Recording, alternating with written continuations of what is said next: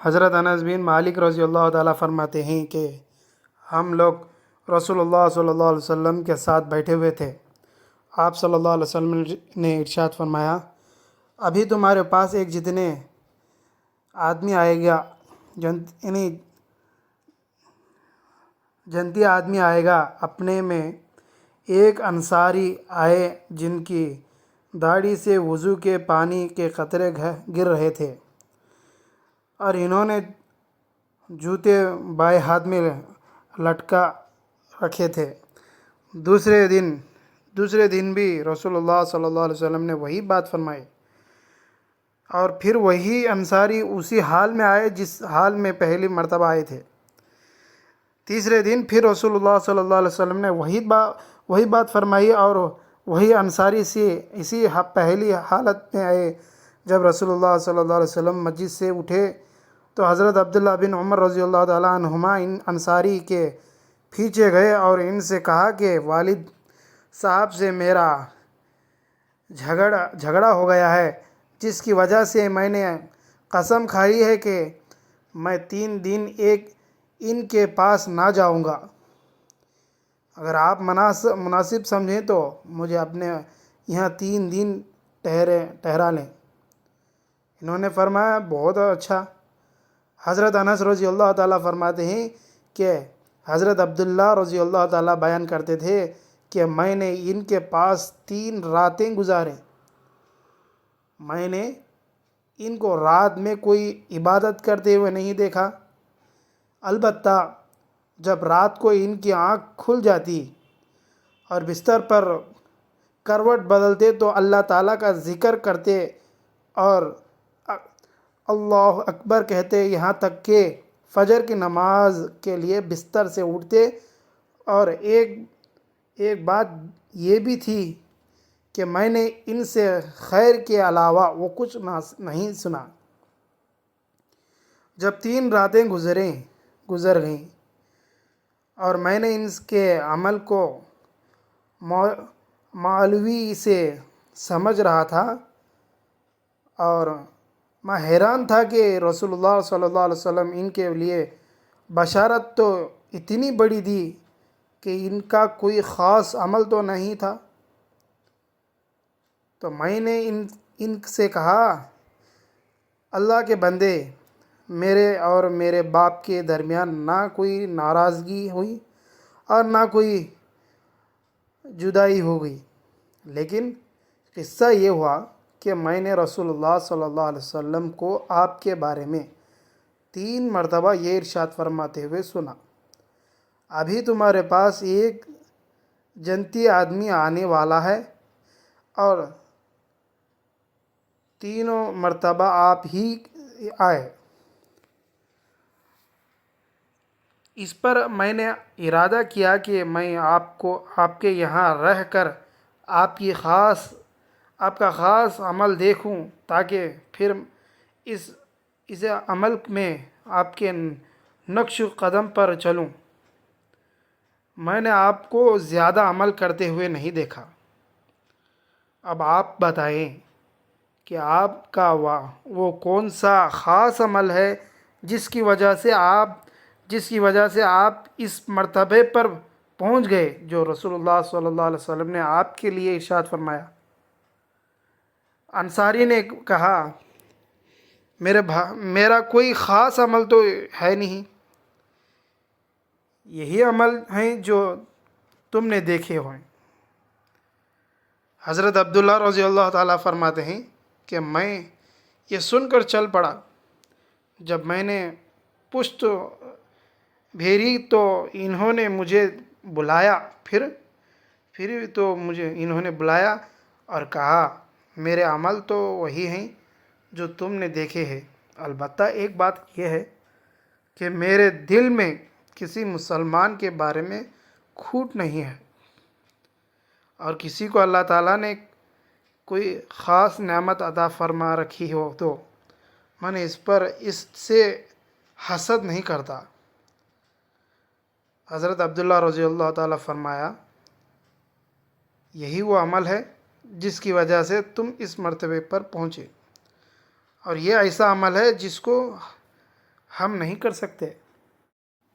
حضرت ابو ہریرہ رضی اللہ تعالیٰ فرماتے ہیں کہ میں نے رسول اللہ صلی اللہ علیہ وسلم کو یہ ارشاد فرماتے ہوئے سنا، بنی اسرائیل میں دو دوست تھے،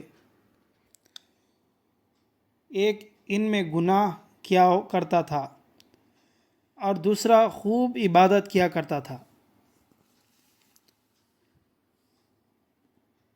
عابد جب بھی گھنگار کو گناہ کرتے ہوئے دیکھتا تو اس سے کہتا کہ گناہ سے رک جا۔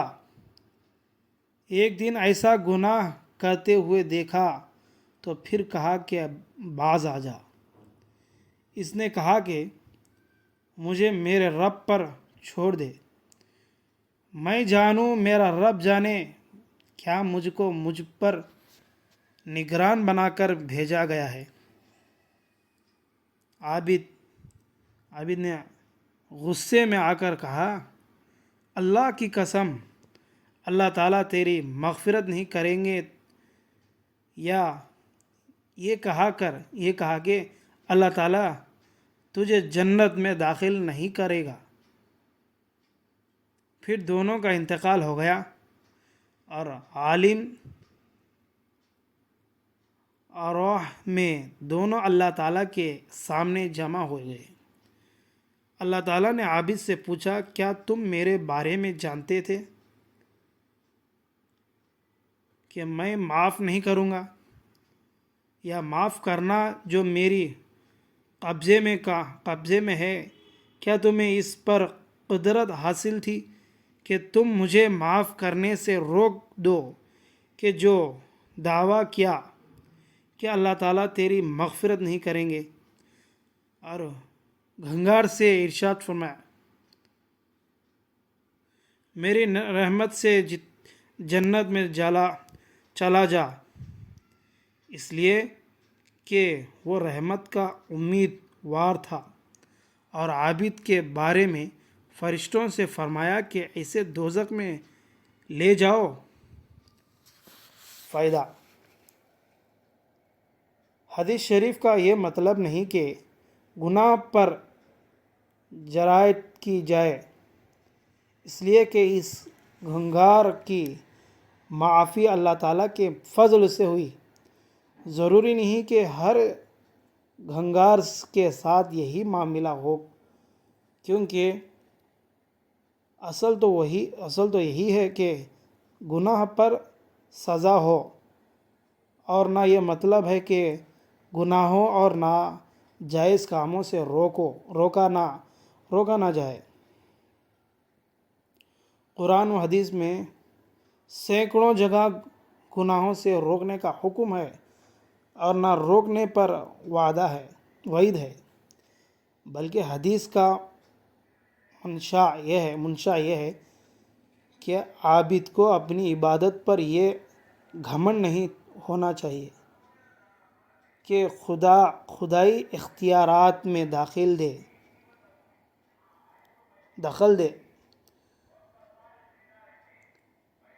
دے کر اپنی بڑی بات کہنے کی جرات کرے، کہ قسم کھا کر کسی کی مغفرت کا انکار کر دے، جبکہ اللہ تعالیٰ کو یہ حق ہے کہ جسے چاہے بخش دے سکتے ہیں۔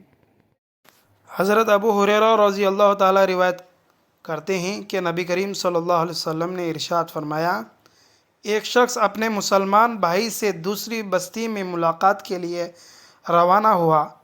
اللہ تعالیٰ نے اس شخص کے راستے پر ایک فرشتے کو بٹھا دیا۔ جب وہ شخص اس فرشتے کے قریب پہنچا تو فرشتے نے اس سے پوچھا، تمہارا کہاں جانے کا ارادہ ہے؟ اس شخص نے کہا، میں اس بستی میں رہنے والے اپنے ایک بھائی سے ملنے جا رہا ہوں۔ فرشتے نے پوچھا، کیا تمہارا اس پر کوئی حق ہے جس کو لینے کے لیے جا رہے ہو؟ اس شخص نے کہا، نہیں، میرے جانے کی وجہ صرف یہ ہے کہ مجھے اس سے اللہ تعالیٰ کے لیے محبت ہے۔ فرشتے نے کہا، مجھے اللہ تعالیٰ نے تمہارے پاس یہ بتانے کے لیے بھیجا ہے کہ جس طرح تم اس بھائی سے محض اللہ تعالیٰ کی وجہ سے محبت کرتے ہو، اللہ تعالیٰ بھی تم سے محبت کرتے ہیں۔ حضرت عبداللہ بن مسعود رضی اللہ تعالیٰ روایت کرتے ہیں کہ رسول اللہ صلی اللہ علیہ وسلم نے ارشاد فرمایا، بے شک ایمان کی نشانیوں میں سے ہے کہ ایک شخص دوسرے سے صرف اللہ تعالیٰ کی رضا و خوشنودی کے لیے محبت کرے، جبکہ دوسرے شخص نے اس کو مال و دنیوی فائدہ وغیرہ کچھ نہ دیا ہو۔ صرف اللہ کے لیے محبت کرنا یہ ایمان کا کامل درجہ ہے۔ ویڈیو اچھی لگے تو لائک، شیئر، سبسکرائب ضرور کر لیں۔